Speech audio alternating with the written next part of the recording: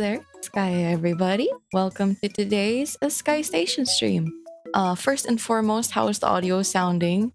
I've kind of left it the same as it was during the karaoke stream. How's it going? I mean, how does it sound rather? And how are y'all doing? Also to the person offering cookies in the pre-chat, thank you very much for distributing cookies. It seems like the skylights may need it. Okay. Gucci, that's good to hear. Alright, so today we will be discussing what exactly a session 0 is in terms of TTRPGs.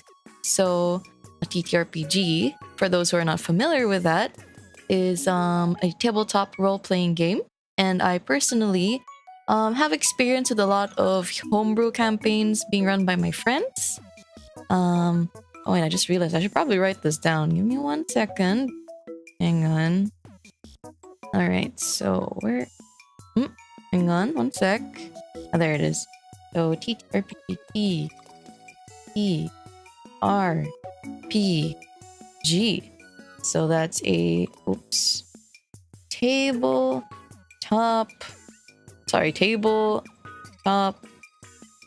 role playing game. I'm sure everybody here is familiar with what an RPG is, right? Yeah, so what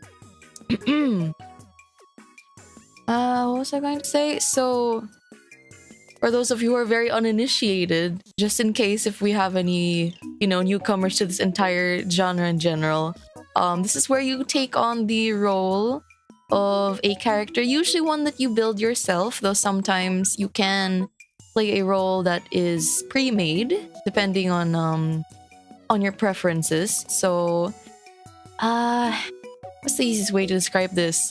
Imagine you're playing make-believe with your friends, but it's got rules and dice to make everything fair, and it's a shared vision, usually between, you and your group of friends. Yeah.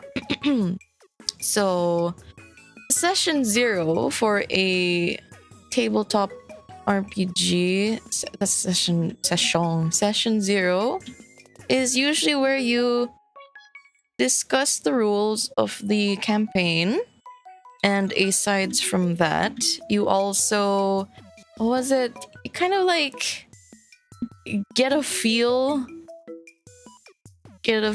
of, say, your players, what the world is gonna be like, and expectations, I suppose. Expectations.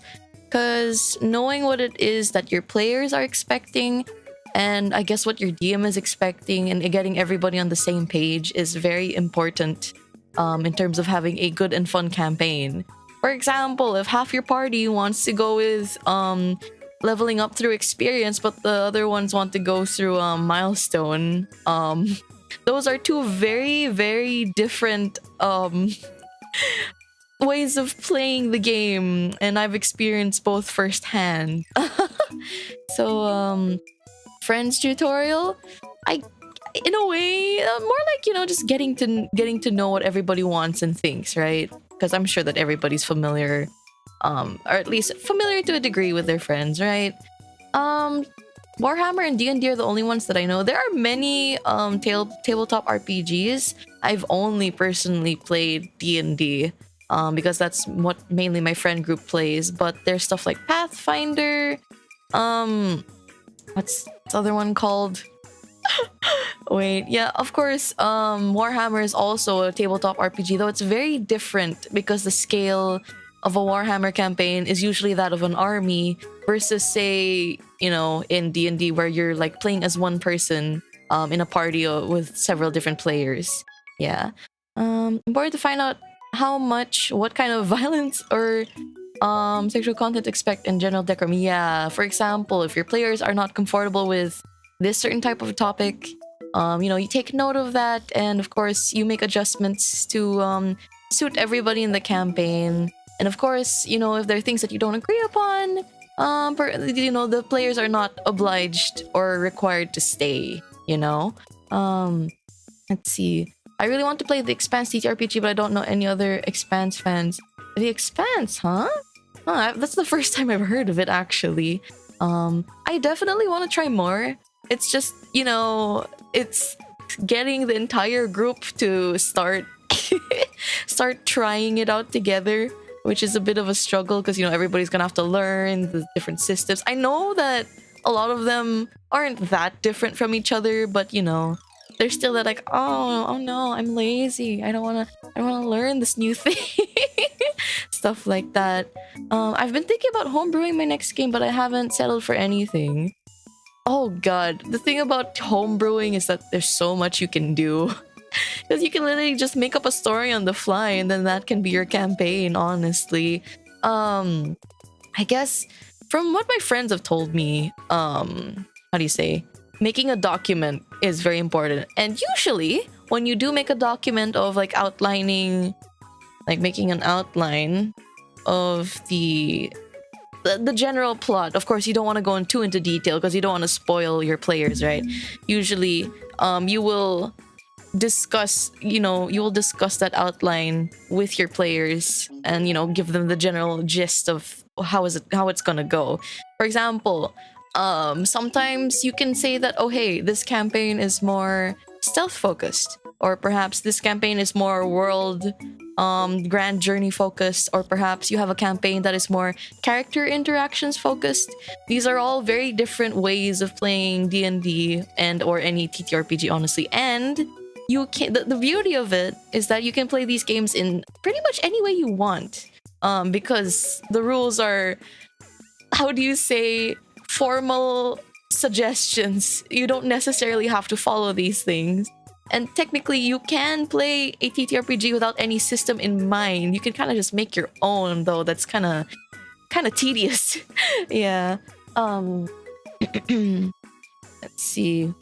What is this? My D&D games devolves into roleplay sessions with dice, and I don't know how to fix it. Send help. The rules and planning are gone, reduced to ashes. Sometimes, you know, like, if you want to get things back on track, I guess you'd have to have a discussion with your players. But like, sometimes it's fun to play like that too. Personally, that's how I like to play it. I really love roleplay in TTRPGs, but usually if you just leave it to, how do you say, fall apart, it's kind of hard to bring things back together, especially if you're trying to like get them along with the story. So, let's see. Usually, all right, discussing rules involves stuff like, for example, homebrewing mechanics a bit.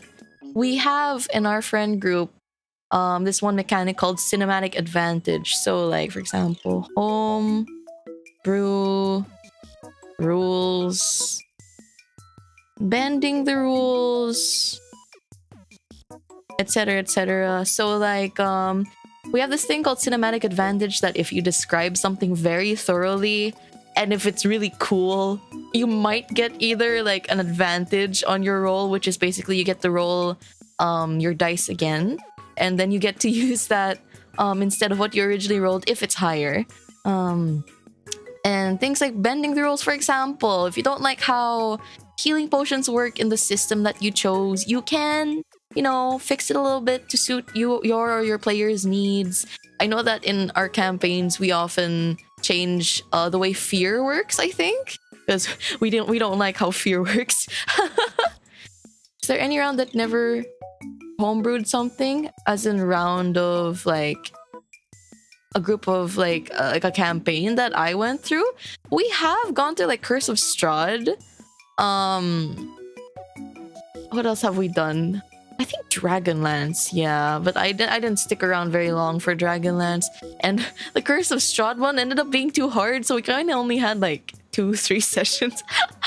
I think homebrewing to a degree is always going to be a thing in any tabletop RPG, because, you know, these rules are meant to be broken, quite literally, because I think that in the official guides, you know, like they tell you like, hey, you don't have to follow this word by word. You can bend it to you need. Yeah, OG Strahd was brutal. Yeah. Exalted has a rule kind of like that. Exalted, is that another TTRPG? There's a lot of stuff I have to look into, yeah. They stayed within the first 12 pages. Yeah, exactly. So like you know that for sure, right? You don't have to be too strict with yourself or your players. Okay. Aside from that, oh wait, guys, I'm gonna have to be back real quick. I think I should play a video because I feel like I have to go get something, right? Give me a second. Let me pull up. What can I pull up? I pull up. I'm going to play the Rizia Forever Home video.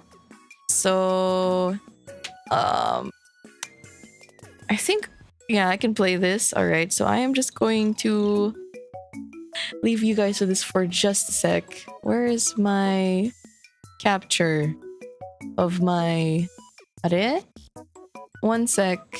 I'm having difficulty finding it. There it is. Okay, so it should be this one. I'm gonna turn this on and I will be back, guys. Okay, let me just loop that for you. Okay, I'll be right back.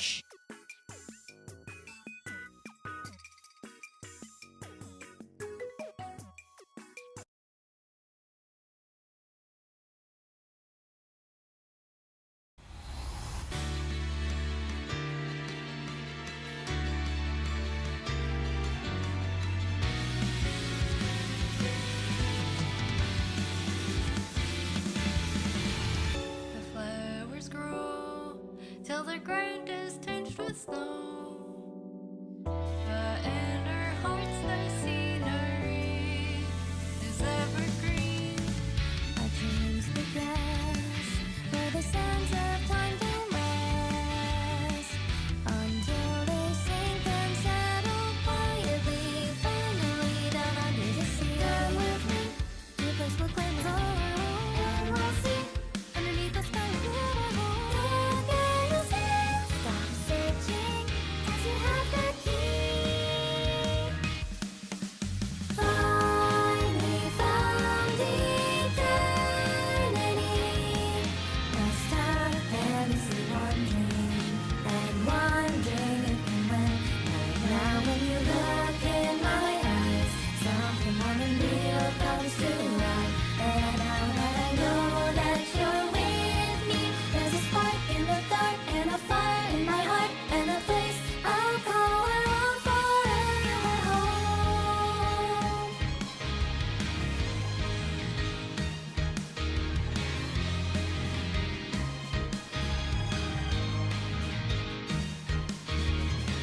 The seasons change, but this precious place remains. As we gaze at the sky, those same stars glimmer in our eyes. And if you left me to journey somewhere else, take this promise with you. You'll always have a place to go that you'll call home.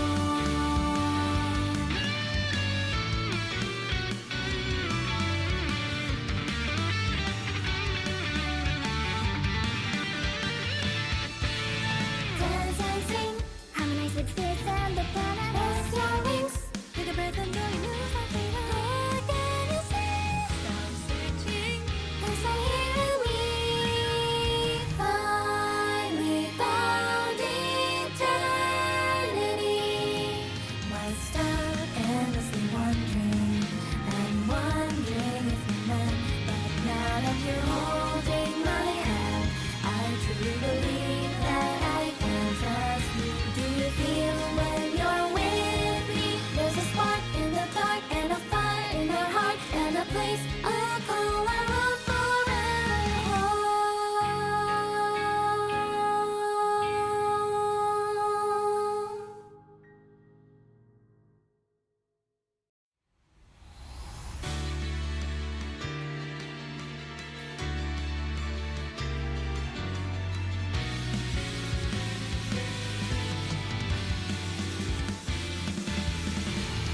the flowers grow till the ground is tinged with snow, but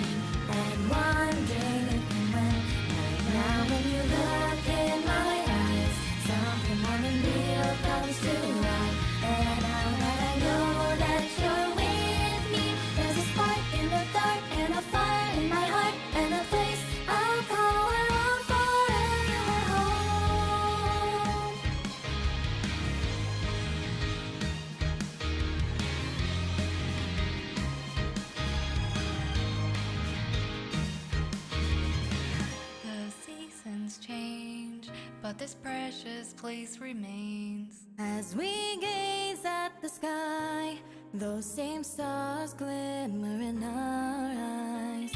And if you left me to journey somewhere else, take this promise with you. You'll always have a place to go that you'll call home.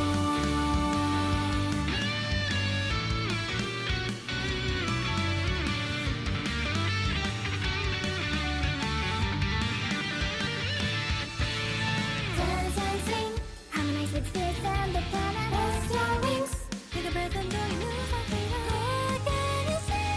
Stop searching, As I hear and we finally found eternity.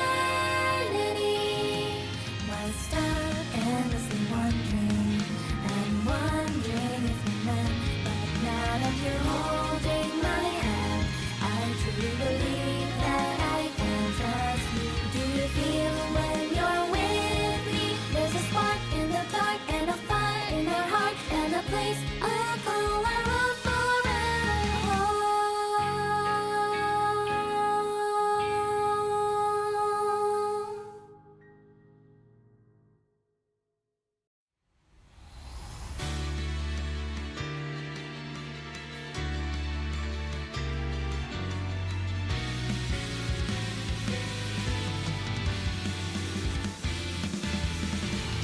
the flowers grow till the ground is tinged with snow.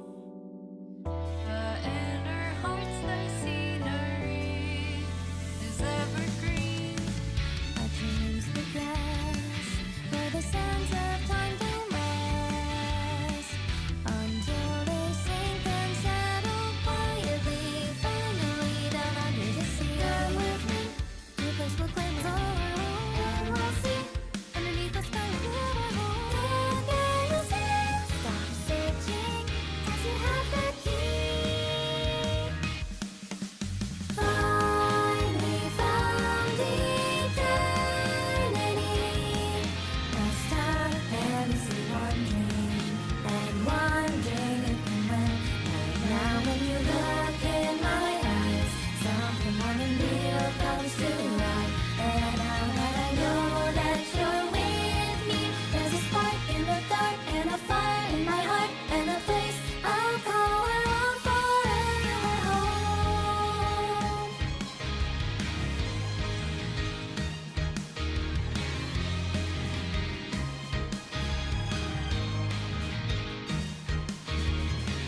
The seasons change, but this precious place remains. As we gaze at the sky, those same stars glimmer in our eyes. And if you left me to journey somewhere else, take this promise with you. You'll always have a place to go that you'll call home.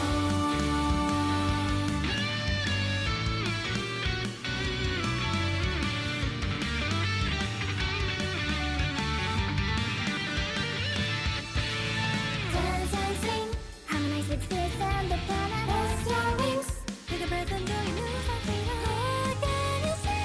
Hello, I am returned. So wait, why is it? Okay, I'm back. Hello, everybody. All right, so where were we? I know that we're still talking about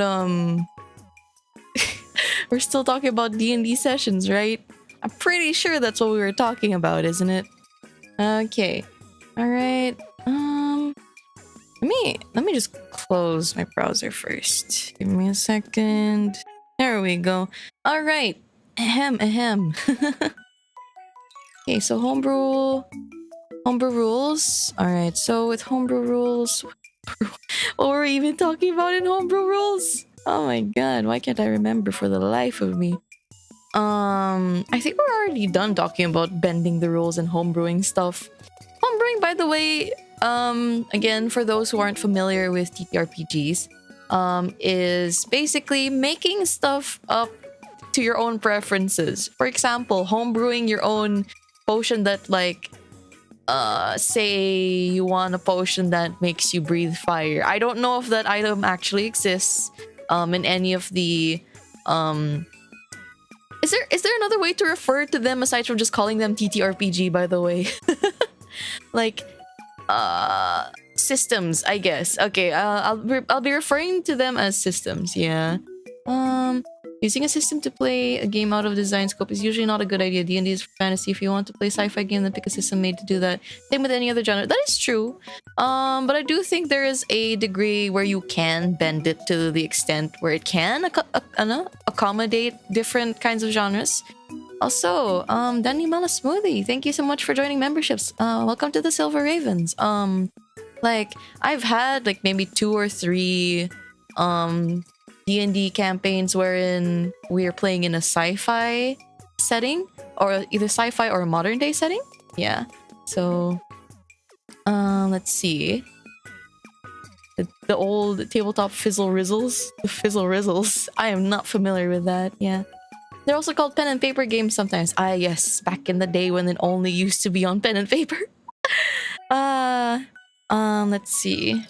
Oh yeah, another thing you do need to discuss with everyone who's playing in your session is what platform are you playing on? So, as we've mentioned, as the audience has mentioned earlier, you can play this on pen and paper, with your friends at their house, or heck, technically you can do the thing that they do with chess. They write it in a letter and they send it over. You could do that too, but that's not a very good way of DMing for a group of people, but it's very possible. So aside from pen and paper, there's also sites like, for example, D&D Beyond, Roll20.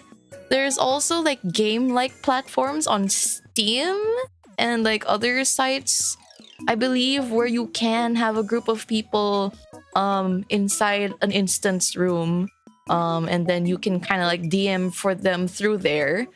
I really forget what they're called, but like there's a bunch that are like 3D, and like are in a, you can build your own environment pretty much. Yeah. Oh yeah, tabletop simulator. Yeah, you can use that too. Literally, if you don't have a space where you can meet with your friends, like if all of your friends are abroad or something, you can all hop into tabletop simulator, and that's the closest you can get to a somewhat pen and paper experience. Controls you need, honestly, technically you don't even need any controls. You could just like talk about it. Like you could just describe everything and like keep everything mental if you wanted. Heck, if you don't have hands or whatever, you can still play D&D, you know? Yeah. Let's see. Foundry and Roll20 are the most common for ones, but most virtual tabletop users, but it's still very common to meet offline in person. TTS is a good one for representing a 3D environment. Yeah. There are, I know, a lot of like TTRPG communities. It's just that you have to go out and find them. I know that there's one here. I'm pretty sure there's plenty of active ones all over the world. So if you're ever interested in trying out offline, and I know it can be quite intimidating, but like usually there are people who list stuff like, oh, this campaign is friendly for beginners, and then you can go there and like try it out. I've never actually gone to a meetup before, so I don't know how their session zeros go, or if they have any, but definitely something you should try. Yeah. Never play with randos. Honestly, that's basically it. Yeah. I mean, I feel like it would be an interesting experience to try at least once. If you live in a big city, you'll be able to find a hobby shop that probably has game nights. Yeah, hobby shops with game nights. Yeah. I think I've only seen hobby shops that cater mainly to card games, but I've never seen one cater specifically to TTRPGs, or at least not within my area. Yeah. Tried Amogus with randos. It was bad. I've tried Amogus with randos and I had like a really good time. One time I was in the hospital and I was like waiting, so I ended up playing Amogus on my phone with a bunch of randoms, and like we had like this really long storyline going on with me and one of the other players. Like we were like sworn brothers. and we would always cover for each other. But then at one point, my friend was, killed by the sussy Amogus. Oh man, yeah, that was a good run, but alas, I don't think I ever got to speak to them again. Let's see. Aside from platform, I guess going back to discussing things with your players. Get a feel for your players. What do they want? What do they expect?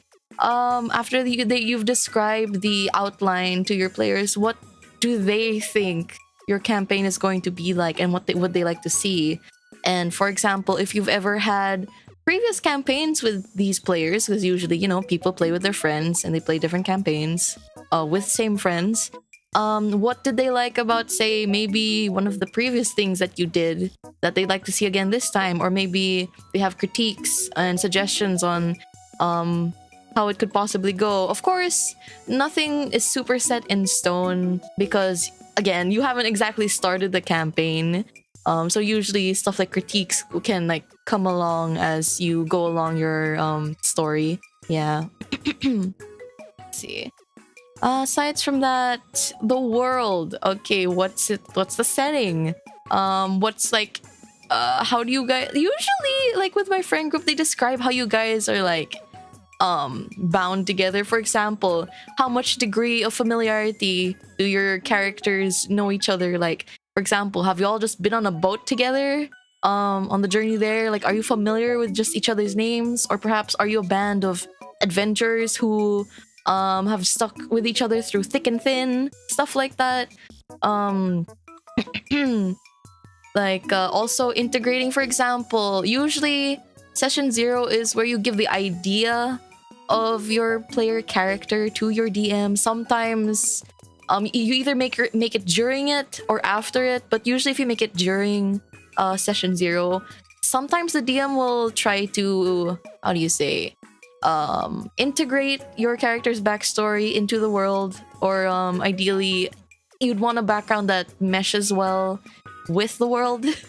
For example, you don't exactly want a gun wielding techie boy in super duper medieval fantasy, right? Or at least you'd have to explain why they're there. Usually we go with the isekai route for that. Oh god, yeah, I've played an isekai character and so have my friends. It can be interesting, especially with cultural differences. Yeah. The people I DM for have all decided that when they lock eye contact, they get the entirety of the other person's life story in game and become a spontaneous best friends for plot convenience. That's interesting. Oh my god. Basically, you created an isekai novel but with friends. Yeah, ain't that fun? Actually, if I remember correctly, we were supposed to have a campaign centered around just that. Everybody's an isekai person, and then they're brought into a fantasy world, and the main plot hook was around that. But I don't think we ever pushed through with it. Yeah. Let's see. What else? Expectations. Yeah, I think that kind of already explains. I've already explained what kind of expectations the players and the DM would have of each other. Yeah. You also want everyone on the same page. I played a game where someone went against the party to kick off the apocalypse and screw over everyone else at the party. Yeah. One thing that you can definitely do is how do you say, discuss the party dynamic and especially alignments, because okay, so alignments. Let's go over to alignments. Go over to alignments real quick. Align. I hope I'm spelling this right. Alignment. So you have the good, the neutral, and the evil. Yes, of course. We have the good, the bad, and the people in between. So, good basically means you do things that are morally right, I suppose. For the greater good of the people. Usually, you try to do your best to do and be nice. Neutral, you can lean either direction. Usually these are characters who work for themselves most of the time. So they're willing to commit good and or bad to achieve things that they want. And then evil is, well, you're an asshole. And aside from these, we also have the different forms of these displaying these traits. You have lawful, and then you also have neutral again. I believe it's actually called neutral. And then the other one is chaotic. So with lawful, these are characters who try to follow within the rules. So rules dictated by society, by reality, whatever. Neutral is they're willing to break and bend some rules, but they're also willing to follow some depending on what they want. And chaotic is they will do whatever the hell they want, even if it's illegal. So for example, you could have a chaotic good person who is willing to murder people for the greater good. But a lawful good person may, for example, instead choose to detain them and not kill them outright, And neutral is true neutral. Yeah, basically this plus this equals true neutral. Yeah. So these are people who are really the wild cards, you could say. Yeah. Usually you'll want in your party people to have generally similar alignments. For example, if you have a party that is mainly good people, an evil person, while it can make for a very interesting character dynamic, and if the DM can make it work in the story, you could have like an evil person there. But if they're constantly like clashing, if the players are constantly clashing with each other for like for example, party wants to do this one thing, but evil guy wants to do one other thing, or like kills off an important NPC that the good players are trying to speak with, it's not gonna go well. Usually it causes, like, say, I guess rifts in the party, conflicts of interest, stuff like that. Yeah. If you're secretly evil, for example, if you're like a lawful evil person, you can infiltrate your party of good players and then betray them at the end and make that very interesting, Usually you'll have to discuss this in secret with your DM, because of course you don't want the other players to know, for the big reveal, for it to be very, how do you say, dramatic. Yeah. It causes frictions between players. Yeah, it does cause friction between players. I believe we've had something like that in some of my friends' campaigns. Yeah. Also checking to see if your character's personalities mesh well together is very important. Like, alignments are all good and dandy, but you definitely can have a lot of different kinds of personalities within these characters. For example, I have, how do you say, I've had 2 true neutral characters when I started out. The first one was like extremely neutral because like I was new to D&D and I didn't know what to do exactly. Her backstory was also very vague, so she didn't really, how do you say, she didn't really get too implemented into the world because of that. On the other hand, I also had a character who was true neutral, but she was also extremely an asshole. But like, abided by rules, would do good sometimes, but was also kind of a bitch. And scam people if she felt like it. So those are both like 2 very true neutral characters. But as you can see, they're both very different. And of course, over time, if you do feel like it, you can shift your alignment to a degree, I think. It depends on, of course, your DM.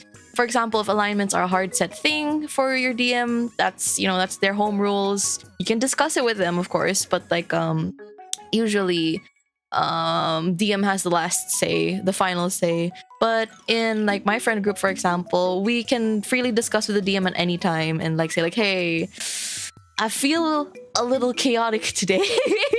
Can I change my character a bit? Of course, normally you'd want it to be in line with your character growth, and I feel like if it happens naturally, that's a good thing. Yeah, because it's I don't know. I feel like it's part of story to have character growth. I've never played with alignments being anything more than kind of guideposts from what your character is like. Yeah, that's generally it. Some people make them just guideposts. Others make them like an actual like hard set thing. It really depends on you and your friend group. Yeah. Let's see. Someone's asking if I prefer melee or ranged classes.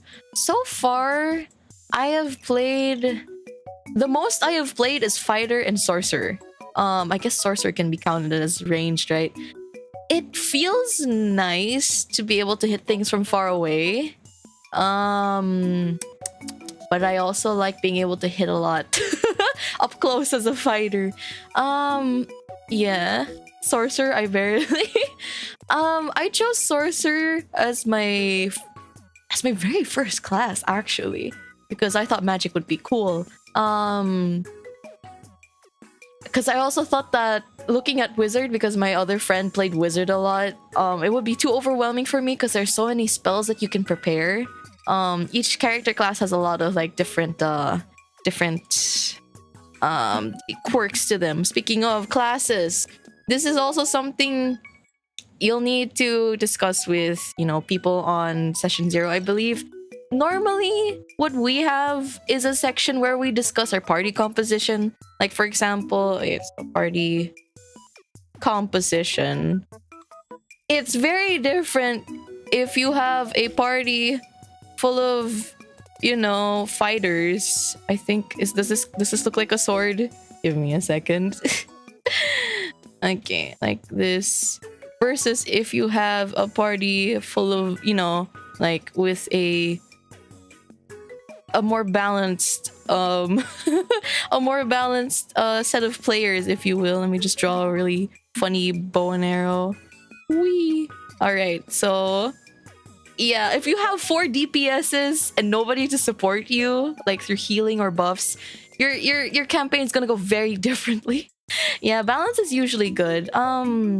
Of course, like, it doesn't always have to be optimized. Don't like, if you don't want to play optimized, that's totally fine. If you want to play, if you all want to go unga bunga and all just like become barbarian and rage together, by all means do it and see if you have fun with it. Who knows, it might be really silly.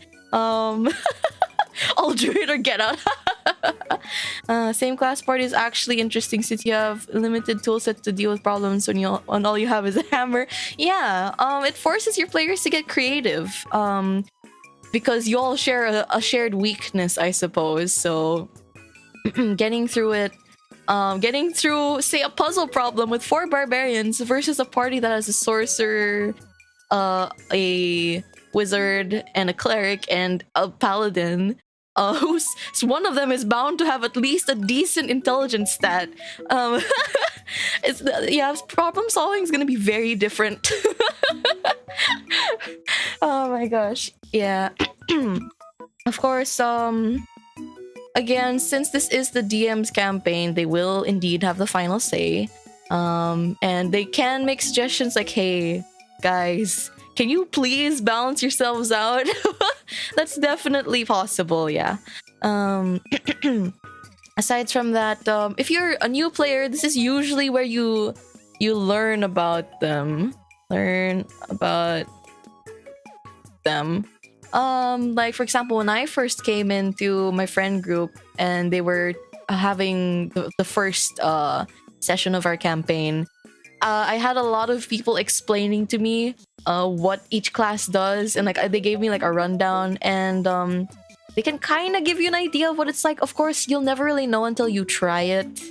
But like, I do think it's very important to explain to your players what these classes do, especially if you've got like the fancy books with all the extra subclasses. Yeah, you're gonna need to like lay it down and see if this will work in your DM's campaign too. Almost all of my first party chose spellcasters and one picked artificer, and I've literally never seen one in practice before. Oh yeah, we've only had like 1 or 2 artificers in any of our campaigns, honestly. They're cool though. I do think artificers are very, very cool. Halfling grenade. Oh no, not the halflings. Let's see, what else do you discuss? Yeah, what's allowed? For example, are certain classes off limits in your DM's campaign? Which ones can be kind of worked through, or if you can flavor them in such a way that they would work. For example, if you play an artificer. Wait, who wrote Artificer in the chat? Is it Artificer? Yeah, Artificer in the chat. You can flavor them to be steampunky. You can flavor them to be futuristic. And you have to make it in such a way that it'll make sense and your DM will allow it, pretty much. Yeah, clerics are off limits. And yeah, you can flavor your clerics also in different ways too. Like, let's see. What are... Actually, yeah, like the one asshole character I played, she was a cleric, but she did it through tarot cards instead of like, how do you say, just relying on her staff and mace and talking to a god. Let's see. And a good example of flavoring some things, for example, the sorcerer in the Dungeons and Dragons movie. If you guys haven't watched it yet, go check it out. It's actually very fun. His wild magic, wait, is it wild shape, wild shift, wild? Basically, wild magic is you cast it and you get a random spell, right? How that was flavored is that he has this dial, like a kind of artifact that allows him to randomly get a spell and then he casts it from there. But he also has the ability to cast magic on his own. So that's a very interesting way of flavoring it. You could also flavor it such as, like, I don't know, you have a bag of beans. Also, there is a bag of beans items. It's very chaotic. I would suggest trying it at least once. You could have like a bag of beans. You eat it and then you randomly spew out whatever spell it is. You know, you could flavor it like that. Yeah. Let's see. Aside from that, what else in classes do you have to discuss? I think that's enough for now. Let's talk about stats. So, of course, while you're making your characters, you will have to make your stats. These can either be through point buy, rolled. There's one more system, I forgot what it's called, but let's focus on these two for today. So when you're building your characters in session 0, which, you know, often happens, I'm not sure if it's always the case, but if you're building your characters in session 0, usually your DM will tell you if you're either doing point buy or rolled. Point buy is, you know how in video games you have like a limited amount of points to give to certain stats, and you can lower them to a degree to give those stats to other stats. For example, if I wanted to maximize my strength stat, I'd have to give less points to everything else. For rolled, however, rolled is you leave it up to the dice. You leave it up to the dice and see if it'll give you a high number for your stats. Usually, I think isn't average stat somewhere between 10 to 12? I forget. But like if you get like a really good number like 14 to 16 or heck even like 17 and above, like this is like really good. If you get something like a 5 to a 9, that's like really bad. Sometimes the math rocks, they don't click clack in the way that you would like, and RNGesus may not be blessing you with a very good roll, but I'd say this can make for some very interesting characters. If you get a 5 to 9, might as well play. Oh yeah, standard array. Yeah, standard array is a... Wait, I actually forget how standard array works. Standard array. Yeah, if you're a beginner, though, it's a good idea usually to start with this. Yeah. Personally, me and my friend groups, we only really stick to these two. So far, it's been going okay. 8, 10, 12, 13, 14... yeah. Okay, so standard array is where you have a set amount of... A set group of numbers. So 8, 10, 12, 13, 14, 15. So 15 would be the stat that you specialize in, and 18 is like your weakness, pretty much. And you can assign these to whichever stat you would like. So in D&D, for example, there is the strength stat, the constitution stat, the dexterity stat, the intelligence stat, the wisdom stat, and the charisma stat. Okay, so I will go over these very quickly. For any of those of you who are not familiar with what these stats are. Strength is how strong you are. There are weapons that scale with this. Let me just draw a funny looking muscly arm. So strength is stuff like, it affects your skills such as athletics and what's the other one? Athletics and I forget, but like basically if there's stuff that you have to do that involves muscle, you'll wanna have a high stat in this. Yeah. And then for constitution is how hardy you are, how sturdy your character is. I believe this is the one that affects your health the most, I think.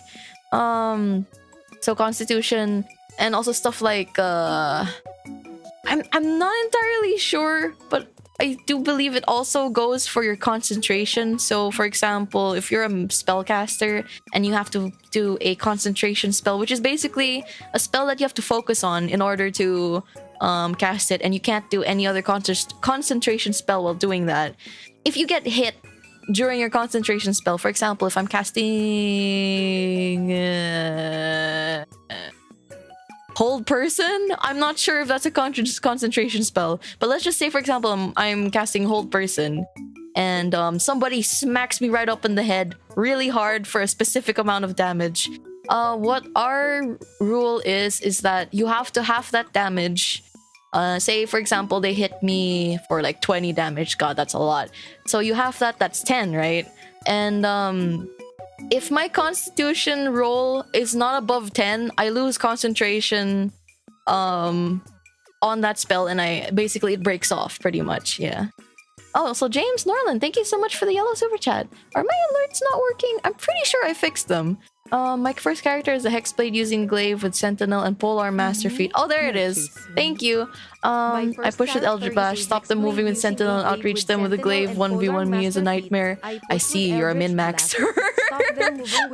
Not that that's a bad thing, of course. It's always fun to make it's always fun to make the most out of your character, and definitely with experience you get to do more and more.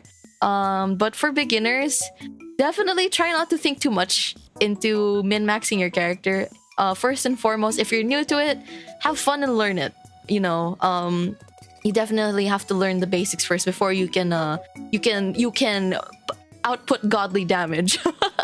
One of my characters was also a Polearm Master. And I must say, I really enjoyed using Polearm Master along with wait, what was it? But yeah, it was very fun. Let's see.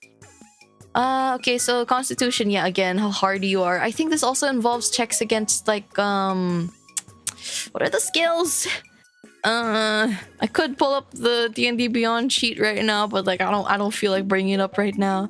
But anyway, dexterity. How fast and nimble your character is. This can also involve things with your hands as well as your entire body. So for hands, for example, picking locks, if you're a rogue and you need to do a I think it's a sleight of hand check, isn't it? Yeah, sleight of hand. If you have very high dexterity, you will be able to do it very well. And also if you need to like do acrobatics, you know, maybe like somersault over something, I don't know, maybe land stealthily somewhere, you'll also need a lot of dexterity for this. So you need this for the sneaky. Let me just draw something that kind of looks like a ninja, I guess. Nin. Constitution. Let's see. I don't know how healthy you are. I don't know what I'm drawing. It's a person. Okay, intelligence. Intelligence is, I guess, how smart your character is, to put it simply, right? Can I just draw a funny looking brain? Wrinkly brain. Alright, so that's your brain. This is how much knowledge you've got stored in your noggin. And, you know, how well you can, like, figure things out. But that doesn't necessarily mean you'll be able to apply that knowledge well. I believe that is reserved for the wisdom stat. So, what kind of symbol can I use for the wisdom stat? I'm just gonna give it, like, the emoji with, like, a raised eyebrow. Okay, so you can be a very smart character, and yes, wisdom is street smart, so you could be a very high intelligence character, but if you have terrible wisdom, you could say like something like, oh yes madam, the cause of death was the cause of death of your husband was by cyanide poisoning. I guess a a lot of people must have hated him. To a grieving widow. If you had like a really low wisdom stat but a really high intelligence stat, that's like something you can say. Yeah. Is this 5th edition? I'm still playing 3.5. Oh yes, I think I forgot to clarify. This specific stuff here is 5e, 5th edition. Of course, this is kind of just like a basic rundown of how these stats work. I'm not familiar with other systems, so let me just write a note. This is for D and D 5e. Other systems may be different. Okay. Again, I haven't played with any other system, so I'm literally just going off of like what my friends and I have done. Yeah. Socially awkward? Yeah, pretty much, I guess. You could also be a very wise character, but also be really stupid. So like you can like give really great advice that like, you know, may not use very bright words, but you know, it may touch the hearts of your character, of the other characters rather. Charisma is how convincing you are. Rather than just being sweet and charming, it's how convincing you are, because you can use intimidation, right? Intimidation. You can use intimidation in charisma, and that's not exactly being charming, right? It's how much authority your character displays, be it through by being very convincing and suave, or being very terrifying, for example. So yeah, that's what charisma does pretty much. So stuff like I guess that's also why it makes sense that sorcerers are, you know, they scale with charisma stat, because you do need to be very confident and convincing in your skill in order to wield such a power, I think. Personally, yeah. Charisma is how a bard seduces an eldritch god and has a child with it. The child support costs a lot. Oh god, yeah, bards definitely do be smashing the realm, if you will. Yeah. Let's see. Charisma's just not risk, but it's also force of personality, literally your key and soul incarnate. Yeah, that! Exactly that. Okay. Is there anything else I have to go over? We went through talking about it with your players, expectations. We went over characters, alignment, stats. Again, this does not always apply to every system. Every system will be and can be different. So I guess the main key points here are to talk it out with your players and your DM and work out a campaign or one shot that works best for everybody. Yeah. Feats, starting inventory, I think that's getting a bit too far into it. But they are definitely things you can discuss with your DM. Yeah, what kind of stuff you get. Okay. Let's see. I think...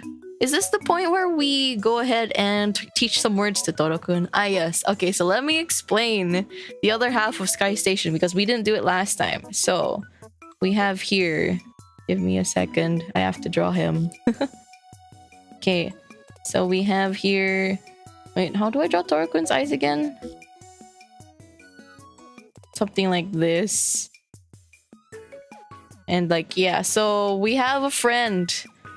who lives in my pocket station / PS1. His name is Toro-kun.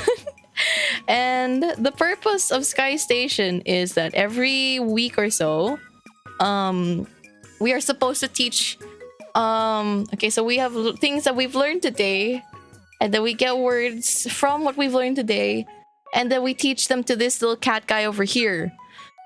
However, he only speaks in Japanese. So I will be translating this for everybody. Okay. This reads as hello. So hello. Yeah. So I will be loading him up into, well, I use the PS2 to stream it to you guys. So I will be loading him up real quick. So excuse me a minute. I do believe that my PS2 is still plugged in. Is it? Yeah, it is. I have to... Oh, okay, we're still on the same disc. Alright, so I should be able to turn it on, I think.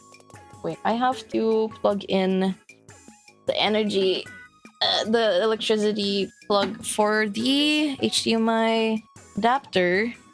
Gosh, this feels convoluted. Okay. Oh yeah, that's right. I have a new USB port. I think that's pretty good.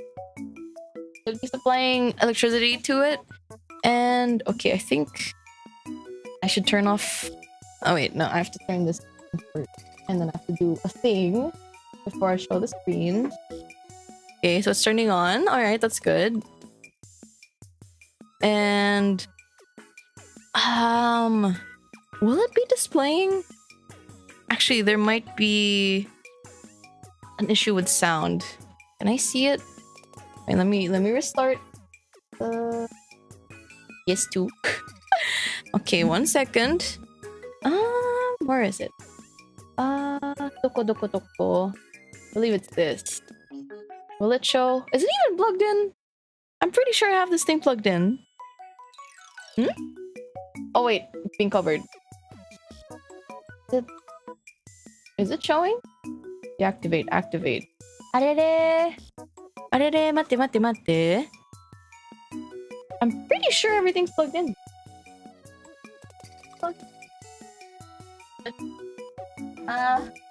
Wait, it's plugged in. Why is it not showing? Ooh. Bruh. Gosh. I'm pretty sure that I've left my setup as is. What's going on? Oh no. Hang on a minute. Nande? Nah, my PC is fine. It's just that not outputting. It's not outputting.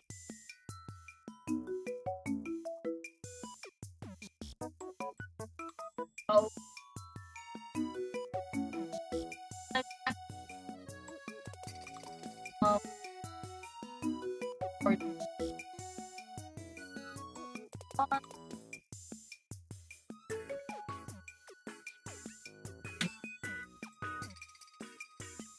Okay, the effort. I'm not.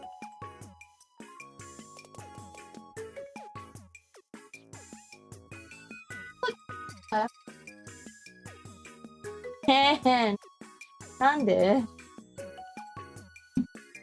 Okay. Hang on.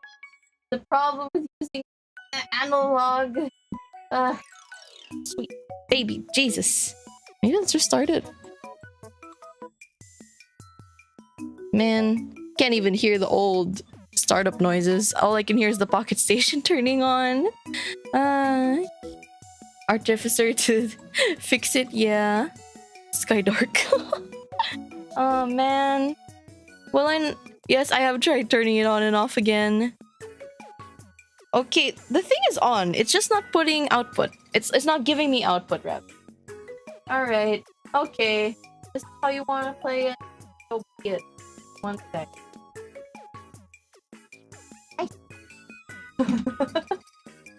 1 minute. Because I have literally a gajillion different HDMI, AV to HDMI outputs here. I say gajillion, but I only have like 3. Okay, so this one is the direct cable. Okay, that's it.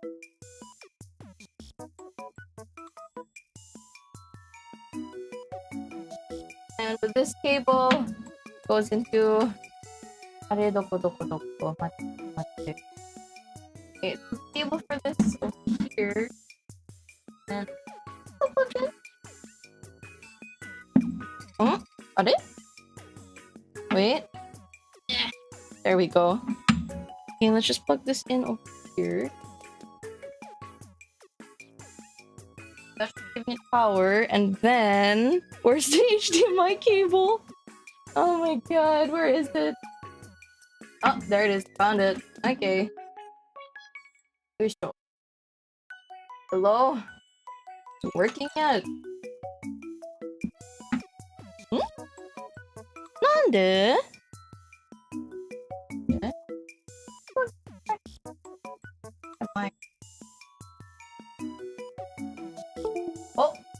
Oh! Are? Is it working? I don't think it is. Okay. This is very unfortunate. This is very unfortunate. 1 second.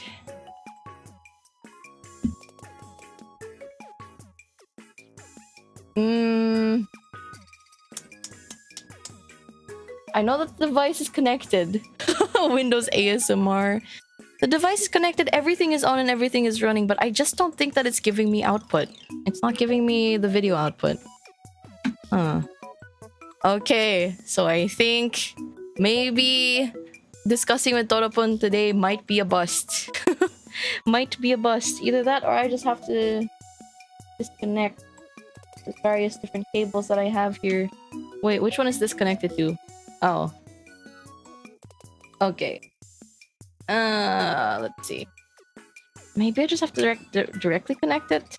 This cable for electricity. Yes, no, maybe.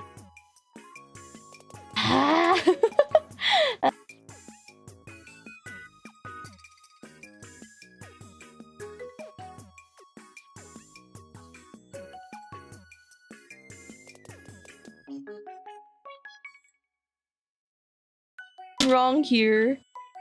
Can you guys hear me? Oh, great.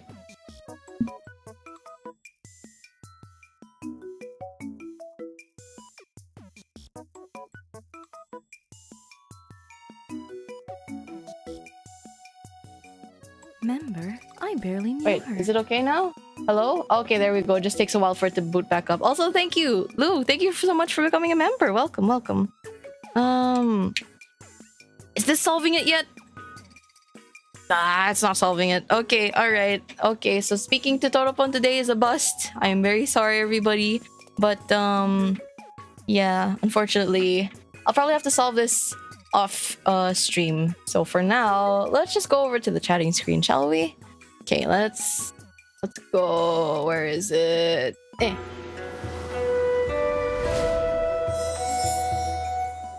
Okay. Oh, I forgot to remove the song list from yesterday. Okay, there we go. So, that's pretty much the gist of session 0 for TTRPGs. How do you say? I personally am still thinking over the system for any future TTRPG like or pen and paper like streams that I may have here in the future. I haven't fully decided on them yet, but yeah, alas, let's see. Yeah. Is session 0.1 soon? Perhaps very soon. Well, not very soon, since I will be, unfortunately, away tomorrow. And for consecutive, how many days? 5 days for that. After that, yeah. Will you be pulling anyone in AN? For these sessions, no. Not yet, because we will have to like fully discuss like, you know, meetings, schedules, stuff like that when we can get each other together. Yeah. So, yeah. I will get back to you guys on it. I will have a big think while I'm away on vacation regarding the system that I'll be using. But yeah, okay. So, is there anything else? Anybody have any more questions regarding anything we discussed today? Any questions, clarifications, violent reactions? I'm kidding about the last one, but anyway, yeah. Okay, so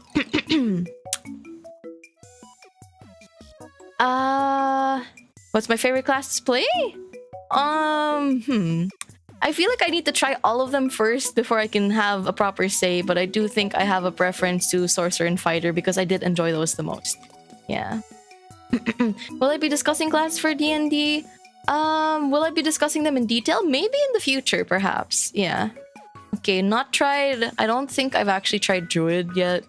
I think I've had a bit of Paladin. Like, I subclassed the Paladin once.